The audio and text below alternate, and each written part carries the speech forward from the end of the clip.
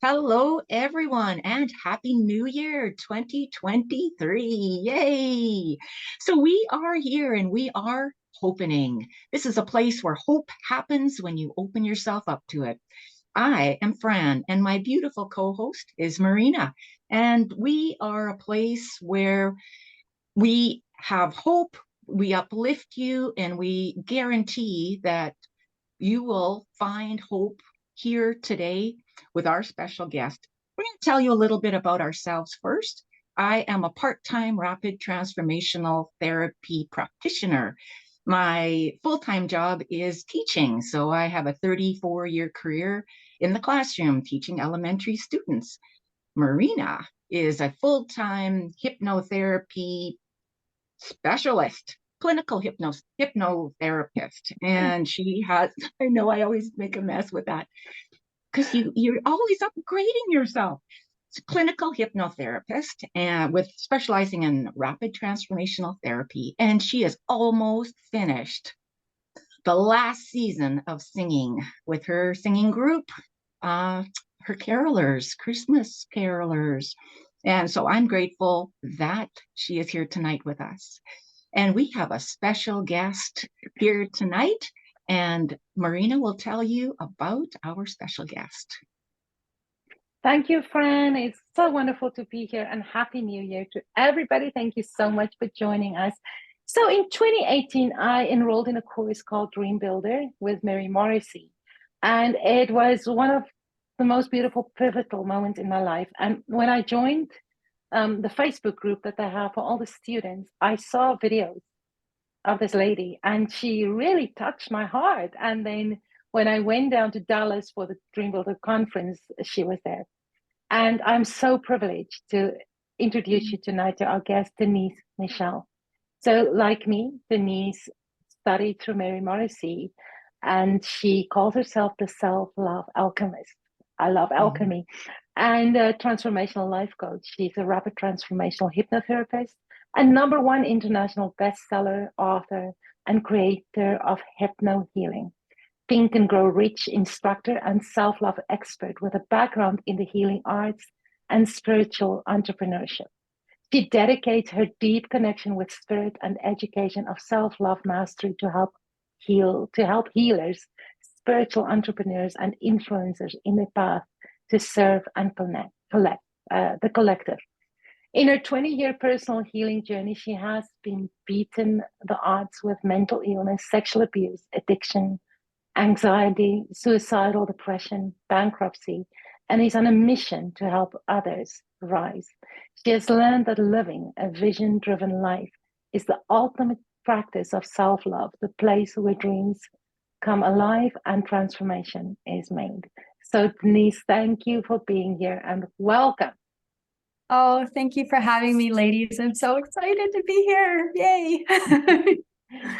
So Denise recently moved to Bali, and before we even recorded, we had so many questions for her. And so Denise, we touch on so many things. So I know that you will just talk from your passion, and so many things happened with you. I'm just going to touch on a few. Since 2020, you've had tremendous loss in your life. You've lost your grandfather, whom you were extremely close to. You've lost your mother to COVID. You've lost your beloved dog. And that, I know, has had a tremendous impact on your life. But you're here today to not only tell the story, but to teach others through that. You also overcame borderline personality disorder, and you had a tremendous accident which completely changed your life. So I don't know where you want to start, but the floor is all yours. Well, let's start with the accident, since we'll just kind of go down the timeline, which happened in 2013. And the accident that they're talking about is a surfing accident. So I am a surfer. And at the time I was living in California. I was living in Los Angeles for 24 years, actually. And I thought that I was living my dream life. I mean, I was a yoga teacher. I was a studio owner. I was changing thousands of lives, but I was not in self-love. I was burned out. I was exhausted. And I really just wanted to sell the yoga studio and go surf the world for a year. That was my bright idea. And Spirit had other plans for me. And I realized that there were two ways that I was really numbing myself, and one was surfing. And that year alone, 2013, I surfed a minimum of, I think, 250 days that year. And so I got really, really good that year. And then I was also smoking a lot of weed. So you put those two together, and those were my addictions, and I was just completely starting to check out. I didn't want to run the studio anymore. I was just done. And one day I went out, this is December of 2013, and ended up getting into this accident where my board smashed me in the face underwater, which was like a baseball bat to the face. And it was one hit. And you can, if you look real close, you can see the scar, but it really got me down to the bone. And it was 29 stitches. And that catapulted me into my first huge spiritual awakening that would lead me on the path of spirituality fully. I had already kind of tapped into spirituality, but this is the time when I really started learning how to meditate on a daily basis, where I was just ripped open and started going through the woo-woo stuff. This is how I started finding all the alternative methods to healing. Went back into therapy and realized that borderline personality disorder, I'll just give you a quick overview on that. I was actually born with borderline personality disorder. So some of you may or may not know what that is. And it's just, I'll just say I was extremely dysfunctional in my emotional regulation. I didn't know what human emotions were, or what healthy levels of emotion were. I would go from 0 to 60. I had very black and white thinking. I didn't have an identity. There's so many different criteria that I met with having BPD. And I had already kind of been on a journey in my early 20s healing that, but it really brought like the rest of it to surface after that accident. And it was a pretty gnarly ride, I would say. It led me into doing, eventually closing the yoga studio, realizing that I was meant to do more on this planet than teach in a small space in downtown LA, that I was meant to be a global leader, and that I was meant to be serving the masses. I had no idea how this was going to happen. It was actually quite terrifying when I realized that I had a bigger role in society and with my purpose. And you don't just step into that. It's unfolded over the last decade, to be quite honest. And I feel like only now it's really, truly coming into a major fruition. But yeah, that accident was the pinnacle of I would say the direction that I was really meant to be going in. And then eventually I really dove into coaching and self-love, and became a self-love expert. And that's what I teach now, is I teach self-love mastery to people, and I help people come home here. Yeah, so they can live a true life. I think about what you said, that board, it just knocked you in the face. There's a metaphor for that, right? It just hit you in the face like a board, that you needed to change your life in order to really dig down deep and find out who you were. It hit you in the face. It's opened you up, like you say, the metaphor, you opened up inside and you dug down and you found out where the bubbles are coming from and why. I think it's fascinating, the language that we use. I mean, you're a prime example. Yeah. It's pretty amazing. Marina was saying that you've moved to Bali. I'm really interested in, what was that? How did that all unfold? Like, why Bali? You were in California. I mean, From Canada, we Right? dream about California. Right. And it is. I was living in my dream home, in the home that I manifested. Well, I would say that it really started, Marina touched upon 2020, which is obviously the year of COVID. And prior to that year, I was living in a place in Playa del Rey, California, that had mold, and I had gotten very ill with mold illness. And I had already started healing my body, and kind of I had to rework my business because I couldn't function the way that I was, working 15 hours a day doing the things. So mold really slowed me down. And then guess what? COVID hits. And so I'm already in quarantine. Then the rest of the world starts to go into quarantine. And I'm kind of happy about that because I'm like, cool, I'm not alone. And that would obviously unfold the next level of I would say in a pretty intensive 3-year process of the dark night of the soul. So, the mold illness was one thing, but then when COVID hit and, we went through everything that we went through, I was still in service. My business was already online, so not a lot changed there, but there came a time where it was time to move.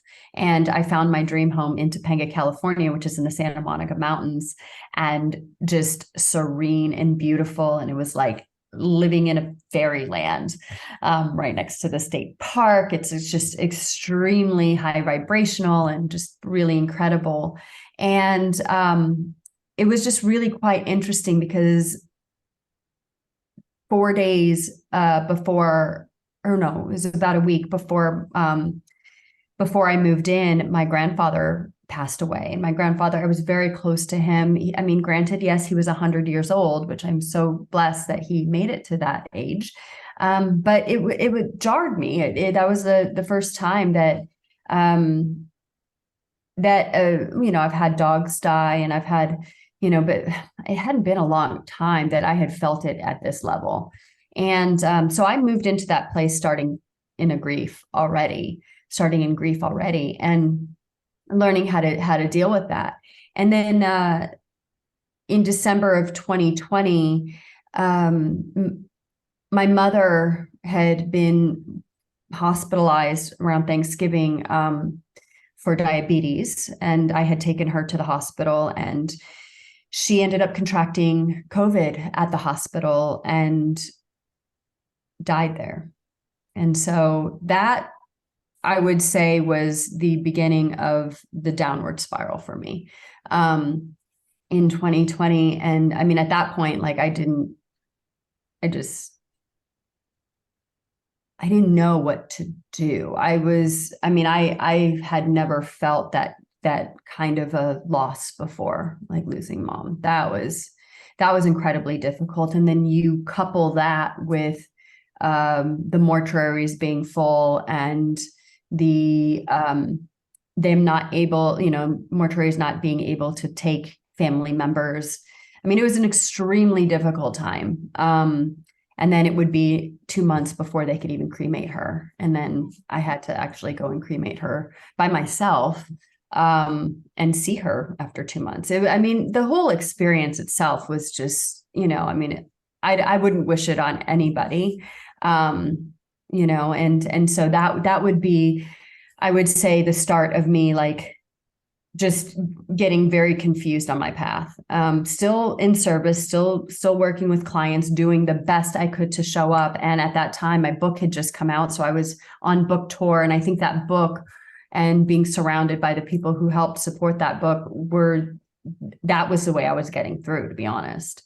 A few months later in 2021, my dog passes away from congestive heart failure just overnight. It was so fast, and that was a complete devastation. And then I ended up going home back to North Carolina to grieve with my family, because at this point I had grieved my mom alone. I'm like, I can't do this alone. And so my family said, come home. And I did. And 3 days later, my dad contracts COVID and nearly dies. it was wild. And I'm just like, okay, I don't even know what is happening anymore. And I finally, 5 weeks later, I come home, and next thing I know, my aunt passes away from lung cancer. And then I'm in Michigan and, going to her funeral. And then I see another elderly aunt the day before she passes away. It was such a wild time. It was just like, you're just getting hit death after death after death. And I'm just like, okay, I don't even know what to do anymore. And it spun me out into a suicidal depression, which is something that I had thought that I had cleared. But this is actually how I started studying with Tony Robbins, because to be truthfully honest, he's the one who helped me break through suicidal ideation. And he helped catapult me into everything that I'm doing now, into really breaking through a lot of these patterns that I was living. So with all of that, I'm doing these Tony Robbins trainings. I decide to go through his Master University program. I decide to go into his leadership training because I was really curious about how he does interventions and how he supports people in their breakthroughs. And obviously that's my jam, is I love supporting people and helping them and watching them break through. So I dove into my studies, and in 2020, starting 2022, everything just started unfolding. I started noticing that, I was going through this grief process. I was moving through it, and I'm taking these steps forward in my career and in how I'm showing up in the world, and making more and more bold moves. I started traveling again, and it would lead me into doing speaking engagements and receiving prestigious awards in this last year, being invited to speak in Dubai and Paris, and received an outstanding leadership award in Dubai for my work in the world. And just, I started being seen differently. It was almost like, because I was putting so much of myself out there, I was starting to get recognized for things that I was just like,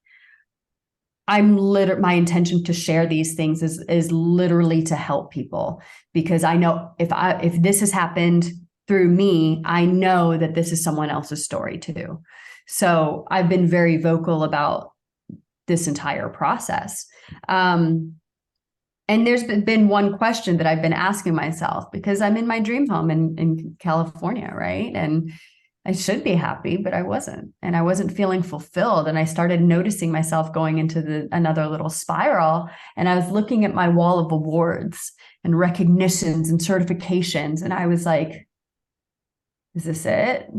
Like, I'm just going to be a high achiever for the rest of my life? And I realized that, and this was something that I had learned from Tony, was that I had the science of achievement down, but I wasn't balanced in the art of fulfillment. And that was like, whoa. So then I started questioning, all right, if I'm not fulfilled, what fulfills me and where do I belong? Because I knew something was just telling me, it's time to move on, but where the hell am I going to go? Right. I've been in LA for, since I was 19 years old. And I had wanted to come to Bali for a very long time. I actually looked at my list of goals in 2020 before the pandemic hit, and Bali was on there. And it was just so funny, because that was the year I had actually wanted to spend my 40th. I'm 43 now, but I wanted to spend my 40th birthday in Bali. Didn't happen. Next year, I said I was going to go to Bali. Didn't happen. Right. Bali had been in my periphery for a long, long time. And interestingly enough, the home that I was living in Topanga, this beautiful, serene fairyland, all of a sudden last March, my next door neighbor starts this massive construction process because their house was falling apart. And now there's incredible construction going on next door, and there's pounding and hammering and drilling all day, every day. and I work from home, and I'm extremely sensitive to noise, compounded noise. And you take that, and that's over and over and over again. And I ended up having a panic attack. So, and that was going on for 6 months. So it was almost like something was telling me, it was like I was getting squeezed out, right? And at the same time, friendships were shifting, and I'm like feeling confused. And then somebody mentions, you should go to Bali for your birthday. And something says, yes, I'm definitely going. And it was in the summertime. And so I held on to that notion. And after I had that panic attack in July, I just told my landlords, I said, I've got to go. I made a decision. I said, I've made a decision to leave my home. I'm going to go to Bali for 4 to 8 weeks, and I'm going to work and live there.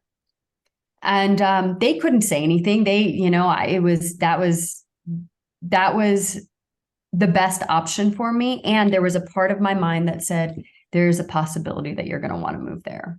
So with that, I stayed open to that idea, and I started a spreadsheet of my expenses. And I said, okay, well, what would it really look like if I were to live here? Let's see what this would really look like financially. So I started living my life, and Bali is a very interesting energy. It's an energy that I've never felt before.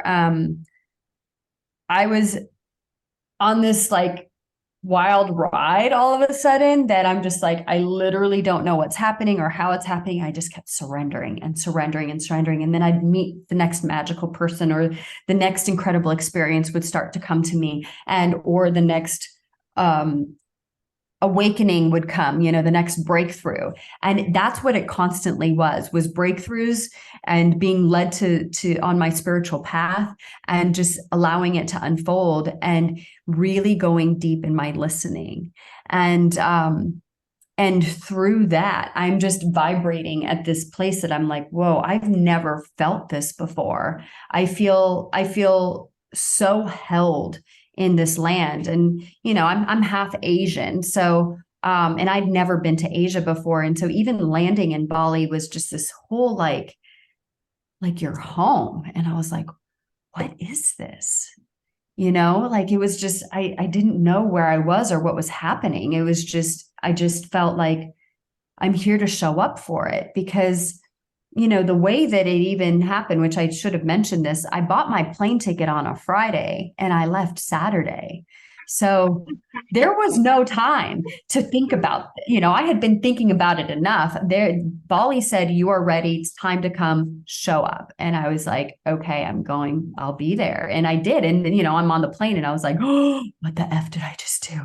And I'm like, I can't go back. And that was the first few days of coming in Bali. I was just like, and then I was like, no, you can't think about that. Just keep moving forward. And that's what I did. I kept moving forward. And as things unfolded here, I just realized at some point it was time to ground in here. And I said, okay, I'm gonna sublet my place in Topanga for 6 months, because the thought of selling everything and doing a whole move was too overwhelming for me. So I said, okay, I'll sublet for 6 months.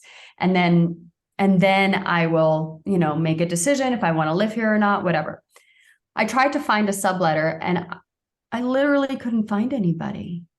And it was like, but I live in this magical land and nobody wants to live in my place. What is going on? And then there came a point where I had to make a decision. And it was like basically Bali telling me, if you're going to be here, I need all of you here. And so on October 15th, I gave my 30 days notice. I was still in Bali. I gave my 30 days notice to my landlord. And then I knew I was going to Paris right after that to do a speaking engagement. And then I would be home, and then I would have 3 weeks to pack up my entire 24 years and move my life. Well, within 5 days of giving that notice, my place was already rented, and I manifested that the person moving in would want to buy a majority of my things, and that happened. And it was just like walking through the 7-Eleven doors, and all the doors just kept opening and opening and opening. And I was like, whoa, I'm supposed to do this. And yeah, and I did it. And I packed up my life. I did yard sailing. I moved my entire life. I put a few things in storage. But at the end of the day, very little got sent to donation, which I was really happy about. The rest got sold. And then I packed my bags and I was on a plane to India, because that had already been planned for the year, that I was going to do a retreat. And then I was in India for 11 days. And then I came to Bali, and I landed on November 25th. So yeah, it's just been a crazy journey. But that's the long story about how I got to Bali. But it's been coming for quite a while, it feels like. I just needed to align fully to, how, when, where, all the things, That is so amazing. And I've watched this through months and years unfold. Yeah. And so I know Fran has a question, but before I forget, I was fascinated by the story of Hazel. And so I would love for our viewers to hear the story of Hazel. Who's Hazel? Hazel is my chicken. I have a chicken. That was actually one of it's just so weird. I was a dog mom for 18 years, and then now I'm a chicken mom. While I was here, this is in September, I usually live in Ubud, but I was going back and forth between Ubud and Uluwatu, which is the beach. And one night I just felt really drawn to going to this beach at 10 o'clock at night on the new moon. And I was with a friend of mine, and I noticed something at my feet, and it was a bird who was drowning in the ocean waves. And it was just a small bird. And I thought maybe the wing was broken and that something had happened to it. And I wasn't quite sure, I don't know if it has diseases, all the things, but I put some plastic bags over my hands, and I brought it to a platform. And I mean, poor thing, the eyes couldn't even open. I mean, she was just coughing and aspirated with water. She was so weak. She couldn't even stand. And I did an inspection. I mean, I was honestly going to leave her there and just do some Reiki on her and give her a blessing to transition out of her body. And my friend that I was with noticed that as soon as I did the Reiki on her, I didn't know it was a her at that time. I didn't even know it was a chicken. That I know, right? Her eyes started to open. And then upon more inspection, we realized her wings weren't broken. And I was like, huh. And he was like, I think you should take this bird with you. And I was like, okay, well, I don't want her to die alone. So I'll bring her with me. I'll do a little bit more Reiki, and then hopefully she'll pass, in her sleep, and she won't be alone. So I found a box, I found a random sarong and a towel. And here I am riding on the back of a motorbike with a chicken now. And I'm like, okay, now I'm back in my bungalow, and I am Googling. I'm like, how do I do this? Like, and I take some of my glass juice bottles, and I fill them up with hot water and put them underneath the box to try to warm her up, and, try to make her as comfortable as possible, try to dry her off. And I just figured that I'd wake up to a deceased bird. But the next morning I wake up and she was making little noises, and I was like, okay. And 6 a.m. she's up on her feet drinking water. And I was like, whoa, okay. And then I decided to take her outside, and then there she is pecking at the grass. And I was like, oh my God, she fully came back to life. And I was like, and now I have a chicken. So, it was just interesting, because just 2 days prior to that, I had asked the universe, I said, please give me a very clear sign that I am meant to come back to Bali and live here. There it was, right? Now I have a chicken. But I didn't even know. Again, I didn't know it was a chicken. And then I started messaging a vet, and the vet said, oh, that's a chicken. And I was like, oh, and so I started calling him Pete the chicken. I didn't know it was a girl. And as the story kind of unfolded, now I have this little bird, and now I'm extending my trip in Bali because I was supposed to go home. I was supposed to go back to California just like a couple of days after I found her. And I ended up staying an additional 3 weeks and flying from Bali to Paris to do my speaking engagement because of her. And yeah, I ended up come to find out it's a hen, and she is extremely loving and affectionate, and she would just start to climb up on my arm, and she would come and perch herself on my shoulder, and she was just so loving. And I was like, what is it? Like, how do you even take care of a chicken, and I'm Googling, and you should see, I mean, it was so funny seeing my Google history. It was just like, can you have a chicken as a pet? Are chickens boys or girls? What do you feed chickens? How long do chickens live? Like, just going into the vortex of chicken life, right? And so, yeah, I ended up reaching out to a community because I was like, I knew I was leaving, and I was like, I don't know what I'm going to be doing with this chicken. At this point, I pretty much had an idea. Yeah, I'm like, yes, I'm going to be moving back to Bali, so I need somebody to care for her for a few weeks. I put it out on a community group and ended up finding the most perfect, like literally chicken woman who had taken care of chickens for over 20 years and even had a little hen house for her. And so she was able to caretake for her while I was gone, and basically starting the rest of my starting to pack up my old life and start to make my new one. And so that's the story of Hazel. And as of right now, because I'm in a temporary home, I've seen Hazel, but I haven't been able to bring her home with me yet because it's not suitable where I'm staying for her. I don't have a yard. She'd have to stay in the bathroom. And I'm like, I can't do that to her. So she's with a friend of mine in another town. And I've been looking for a villa for me and my chicken, which I'm actually going to look at a place today. And it seems like it's going to be a really good place for her. And I just want her to live a happy chicken life. The biggest question is, why was there a chicken drowning in the ocean? Well, it was basically she was used as a sacrifice in a ceremony. And I don't know how she survived. Yeah. And I just so happened to find her. Huh. Really good time. So, and it's interesting. Yeah, it is serendipitous. And, but all of my animals that I've ever adopted, they've all cleared their karma right before they came to me. And so they've all been through extremely difficult experiences. And then I have the gift of giving them the most beautiful, spoiled, happy animal life. And that's what's happening with Hazel now.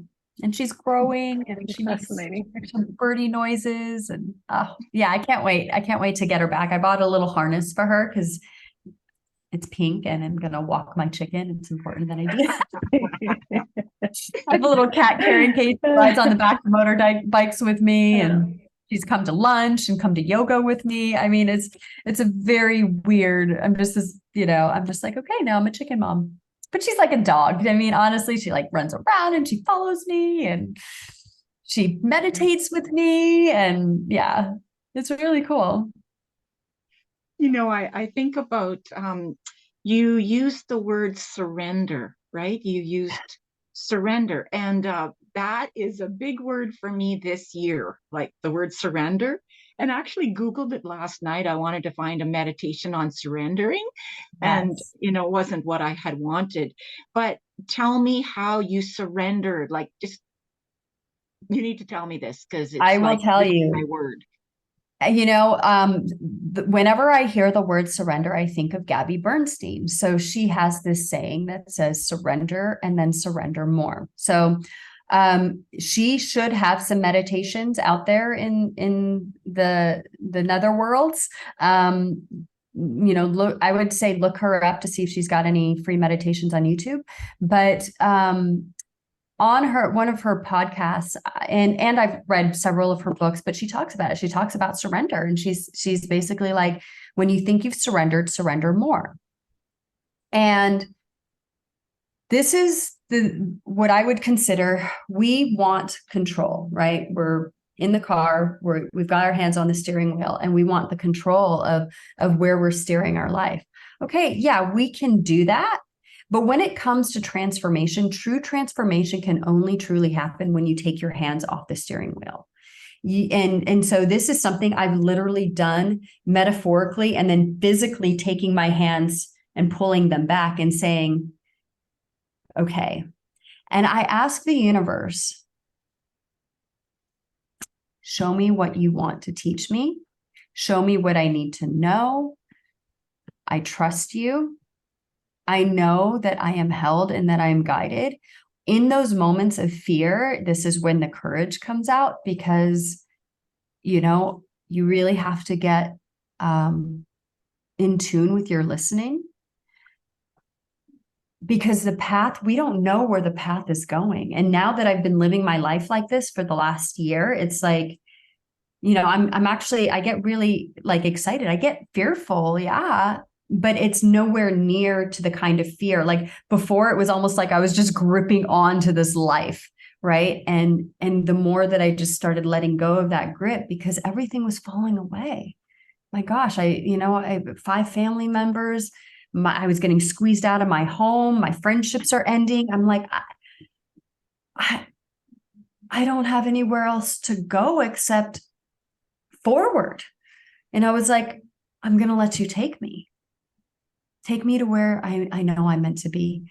And it was a constant practice. And it's a constant practice, you know, every day, where I rewire my, my subconscious, you know, like I'm overriding neurological pathways. I'm doing hypnosis. I'm doing incantations. I'm moving my physiology. I'm getting into a state that is moving up the ladder of believability, right? Because I know where I'm headed. I know what I'm here to do. I know how I'm meant to serve. And it's also not up to me how it's going to happen, right? I have to be in full trust to do that, right? And so surrender, I think, is one of the most powerful and significant things that we can allow ourselves to go into that deep trusting. We have to trust ourselves, and we have to trust the universe. When I was in a place of not trusting myself, the universe couldn't, you know, my spirit couldn't do her job, because I wasn't trusting her, and I wasn't trusting me, right? Because I felt like I kept making the same mistakes over and over again. But they're never the same. It's just different layers of it, right? Until you learn the lesson. And then you graduate to that next level, right? So as I hear you speak, and Marina, you can probably you can help me out on this. I think of Denise. When I listen to you speak, Denise, I'm a teacher, right? I listen to kids speaking all the time, and you have a real childlike quality of just exuberance, right? Just telling me about the chicken. This is what my students do. Like, they're just so excited, because we pray for chickens in our class. We pray for chickens. We pray for lots of stuff, dogs and cats and chickens. And when you speak, it's like I feel that energy, that just um, exuberant energy, which I think, like Marina, you can help me out on this. Is that from surrendering? Like, you get that from that sense of just perfect trust, perfect vulnerability? Just take it, and make me what I'm supposed to be. Like, I would say, and I don't call it perfect. I call it, I would say it comes from honestly gratitude. mm, I'm really grateful. I'm really grateful. And I do practices where I tap into gratitude every day to the point where I cry, where I'm breaking my heart open. And this has to do with not living so much in here, but learning how to live from my heart and knowing that, and again, it comes down to trusting that it's okay. Look at what I have around me. Look at the evidence, right? Like patting myself on the back and celebrating myself, celebrating my wins and just being like, I am in a magical land and oh my God, I created all of this. Look what I did in the last year. Like in 1 year, my life has changed incredibly. Like last year, 2022, I never would have said by the end of 2022, I will be living in Bali.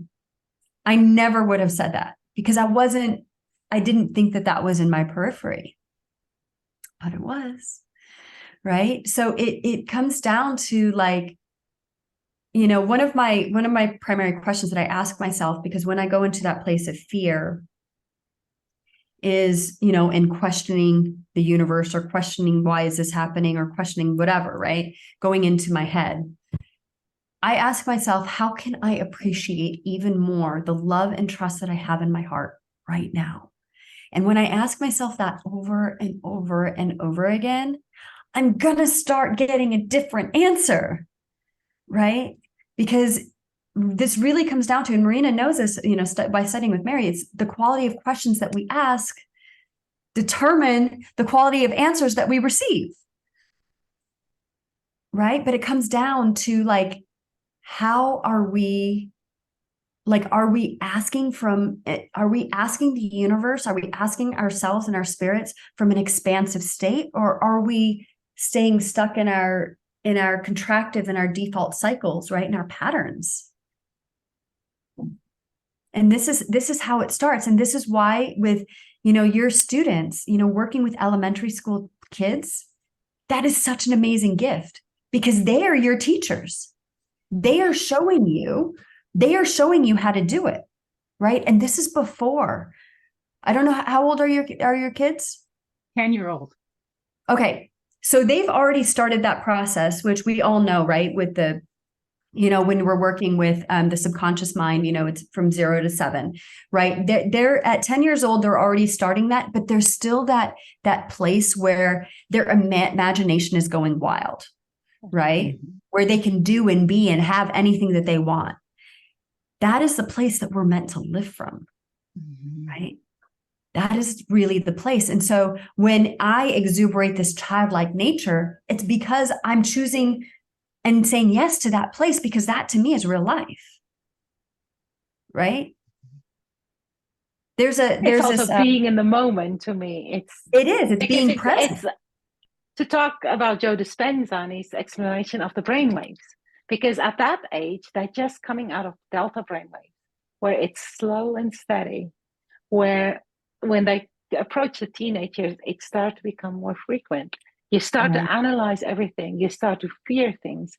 You don't just live in the moment. You don't just live in that joy of the childlikeness. And I think that is exactly what it is. Just let go of all those crazy thoughts that put you in fear, and just be, just be. And so it's just amazing to see. Yeah. And there's two things that I've also learned too. And I appreciate that, because it's being in the present moment. And if we allow ourselves to be in the present moment, what can I be grateful for right now? Look around you, and you start like all the things, but also that you can't feel fear at the same time as feeling gratitude. So it's like, so this is why I'm constantly working with my nervous system and constantly working with my subconscious mind to break my patterns. Because otherwise, I mean, when I first landed in Bali, like I wasn't fully, I mean, I was okay, but I was going through a grieving period. I was grieving my life. I was, holidays are coming up. Holidays are hard, are still difficult for me because it's just 2 years that I lost my mom.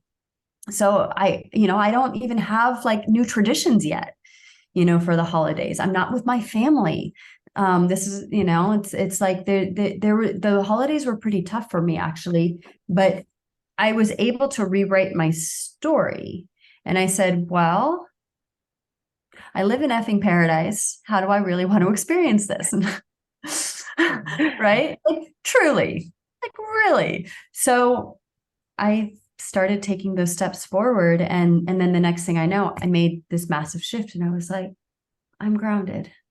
I'm grounding myself. I'm doing this. I'm going to take that next step forward and I'm not going to be afraid. I have so many good things here and I want to spend my time here, however long that's meant to be. It could be a year, could be 2 years, could be 5 years, who knows? I want it to be expansive and me living to my fullest.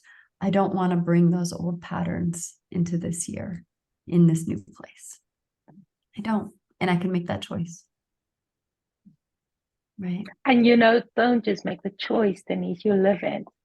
And from the observer perspective, observing you since 2018, you said something right at the beginning. You stayed in service. And from what I saw through everything you went through your absolute heartbreak, your loss, you stayed in service, even to me. You stayed in service. And I think that is just such a gift. And now I think you've had such a big upgrade. You're moving into that next level if you're not there already. And it's just such an amazing, beautiful example to all of us, something that I aspire to.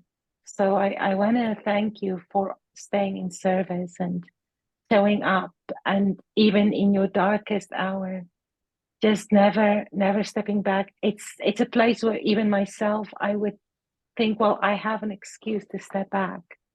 But you never did. You showed up. You were vulnerable. And I think that is exactly why you are exactly where you're supposed to be and deserve every accolade that's coming your way. I am. Oh my God, I receive that so much. And it just brings tears to my eyes and opens my heart because I think because I know what it feels like to suffer.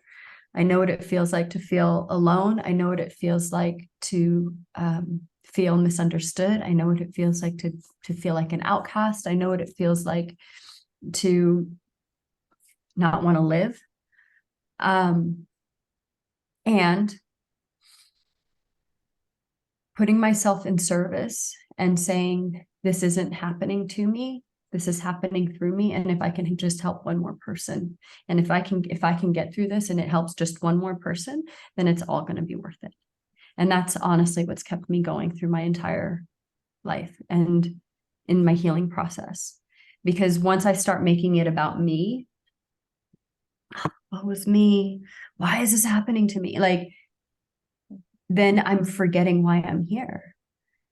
And this is why I continually, look at ways that I can help people. And it's just like, I mean, whether it's giving someone, listening to somebody who has a problem, or, have like sharing with someone directions, or, giving someone a client, or right.